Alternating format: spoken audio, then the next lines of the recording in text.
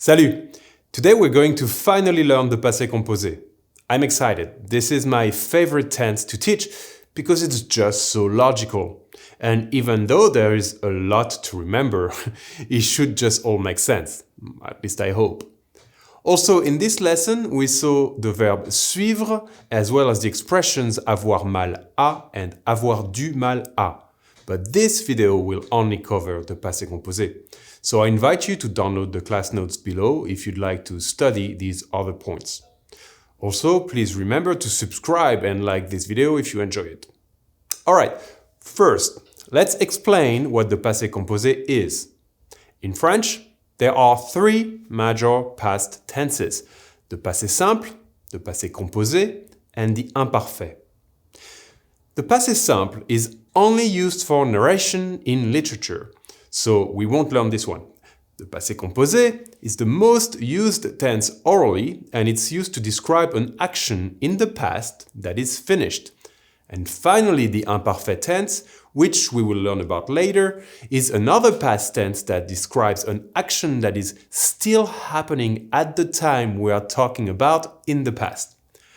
But don't worry too much about that yet, since we'll talk about it in another video when we'll compare both tenses. For now, what you need to ask yourself is, what's a past tense in English? In English, you have two major past tenses: the preterite, like in the sentence I ate, and the present perfect, like in the sentence I have eaten. The good news is that the passé composé is grammatically built just like the present perfect. The bad news is that most of the times the passé composé will translate to the preterite in English, so you cannot think word for word here. What I mean by that is that even though j'ai mangé in French is word for word I have eaten, it will most likely mean I ate, depending on context. Alright, let's see how we build this tense. The passé composé is built with three parts. First, you will need your subject, obviously. Then you will add either the auxiliary avoir or the auxiliary être in the present tense. I'll explain how to know which to use in 1 second. And finally, you will add the past participle of the verb you're trying to conjugate. Alright, let's review our auxiliaries être and avoir in the present real quick. You should all know this by heart by now. The auxiliary avoir in the present is conjugated as follows: j'ai, tu as, il a, nous avons, vous avez, ils ont. Now, the auxiliary être in the present is conjugated as follows: je suis, tu es, il est, nous sommes, vous êtes, ils sont. Okay, since this will be our first two-part, this means that our passé-composé sentences will always start with either j'ai, tu as, il a, nous avons, vous avez, ils ont, or je suis, tu es, il est, nous sommes, vous êtes, ils sont. Of course, you can replace il, singular and plural, with nouns, but you get the gist of it. Now, how do you know if you need to use the auxiliary avoir or être?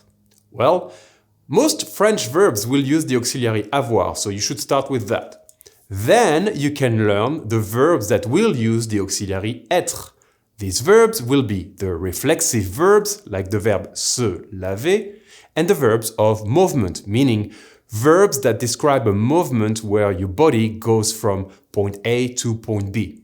Here is a non-exhaustive list of those verbs: sortir, partir, aller, monter, descendre.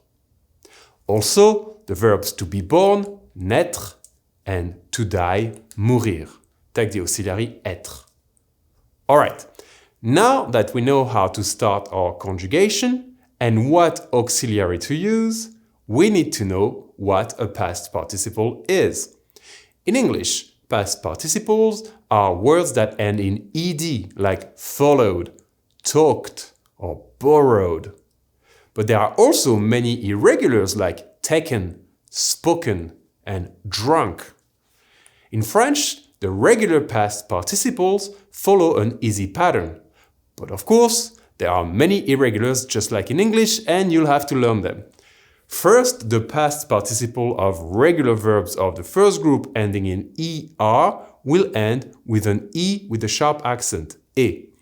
This is why the past participle of the verb manger, ER, is manger with an E, for example. Then, the past participle of regular verbs of the second group ending in IR will take an I. This is why the past participle of the verb partir, IR, is parti, ending with an I. And finally, most verbs ending in DRE will take a U. Like, for example, the past participle of the verb vendre, which means to sell, will be vendu with a U. Now, knowing this, we can say that I ate or I have eaten will be j'ai mangé. Here, we use the auxiliary avoir because manger is not a reflexive verb or a verb of movement. But if we used the verb partir, for example, to say I left or I have left, we will use the auxiliary être and we will say je suis parti. Now, there's one more little point to learn and I swear you're mostly done. What happens when you use the auxiliary être is that you need to have your past participle agree in gender and number with your subject. If that helps, it's because your subject is something. So you can think of it as an adjective, even though it's not really that here. So for example, using our verb partir, if we said John left, we would say Jean est parti, ending with a straight I. But if we said Mary left, we would say Marie est partie with an extra E in the end to mark that she's a woman. Now, the good news is that there's no agreement in gender and number with the auxiliary avoir. I mean, there's one exception, but you don't need to learn that yet, so I won't even mention it. For now, if you use a verb that uses the auxiliary avoir, just use the past participle as is, regardless of the subject.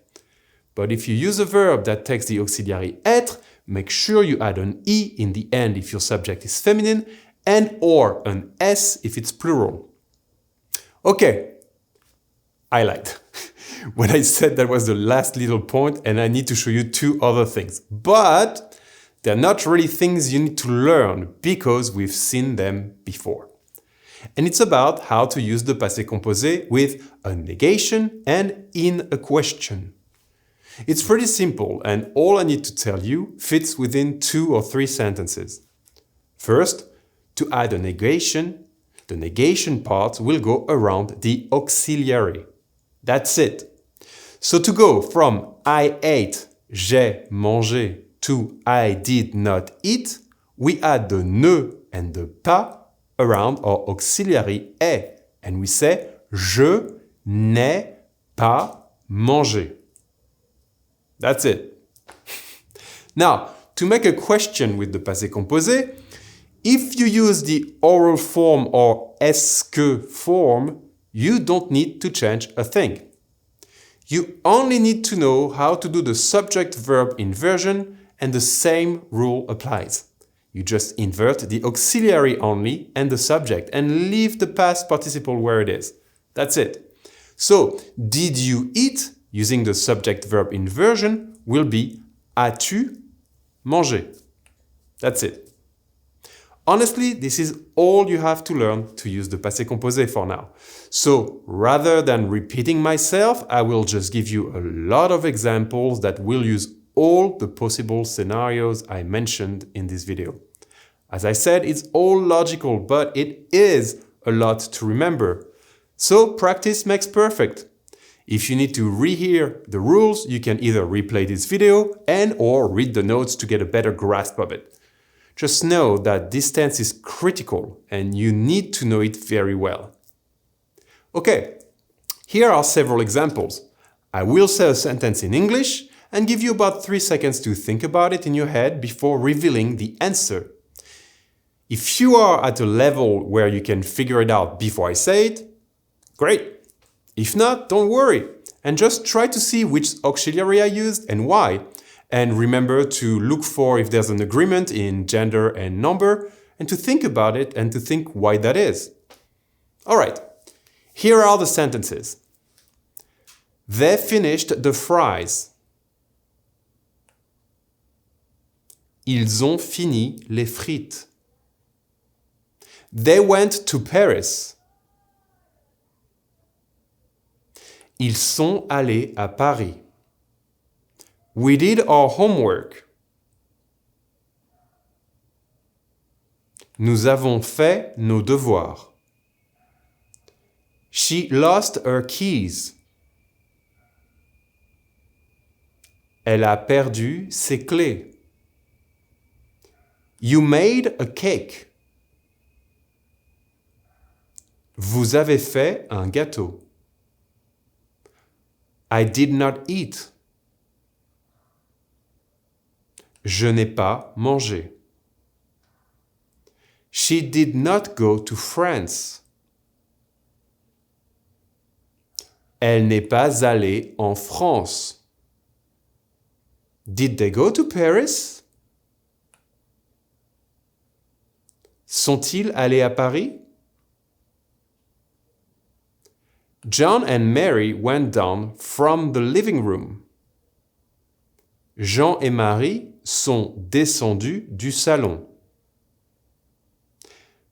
John and Mary went down the stairs. Jean et Marie ont descendu les escaliers. Okay, that's it. But about that last one, I'm adding a quick point for the verb monter and descendre. If you go up or down something, meaning it has a direct object like the stairs, you will use the auxiliary avoir. But if you just go down or up, as in physically going upstairs or downstairs, or from somewhere with an indirect object, then you will use the auxiliary être. This one can be confusing, so just learn the examples to remember it. All right? That's really it for today this time. I hope you enjoyed this video, and remember to press the thumb up if you did like it and to subscribe to this channel if you haven't yet. And also, now you can tell me things you did in the past using the passé-composé in the comments. How about you tell me what you did last summer, for example? Remember, the passé-composé is about things in the past that are over. So for example, I played basketball or I ate dinner in Paris will work. In the meantime, I'm looking forward to your comments and questions, and I hope you had a good time. J'espère que vous avez passé un bon moment. I'll see you on the next one. Au revoir.